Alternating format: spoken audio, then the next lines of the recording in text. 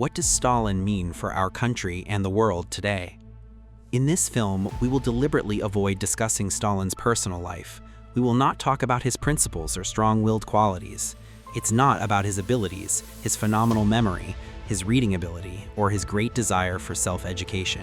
All this will remain outside the brackets. The film has a different task. We want to recall the era in which Stalin lived, the ideas he served, the main milestones of his political path, and behind them to see the dry residue of his deeds.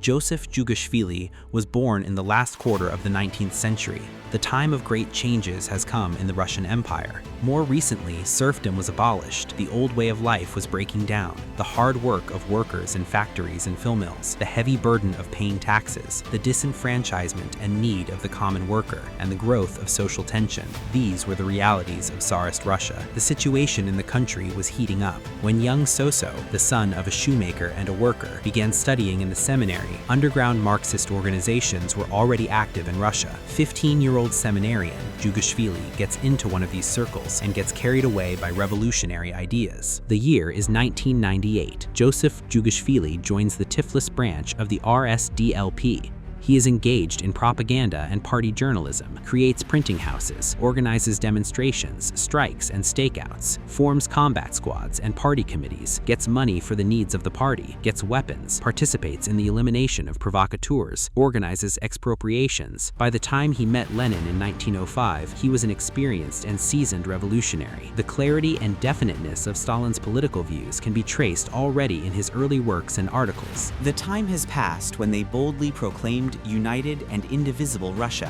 Now, even a child knows that a united and indivisible Russia does not exist, that it has long been divided into two opposing classes, the bourgeoisie and the proletariat. Now, it is no secret to anyone that the struggle between these two classes has become the axis around which our modern life revolves. The wealthy bourgeoisie is our implacable enemy. Her wealth is based on our poverty. Her joy is based on our sorrow.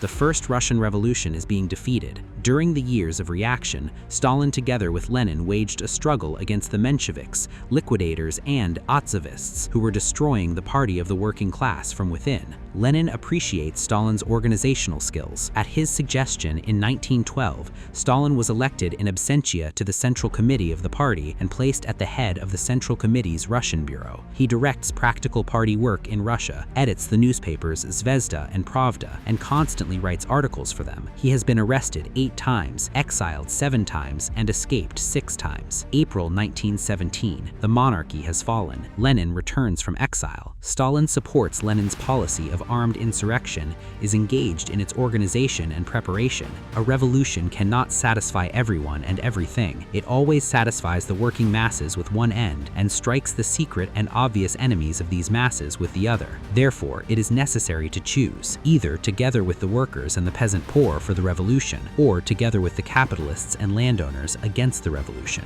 The power of the bourgeoisie has been overthrown. Stalin was a member of the first Soviet government, the Council of People's Commissars. During the Civil War, he led the fighting of the Red Army in the most dangerous and difficult areas. The year is 1922. At Lenin's suggestion, Stalin was elected General Secretary of the party.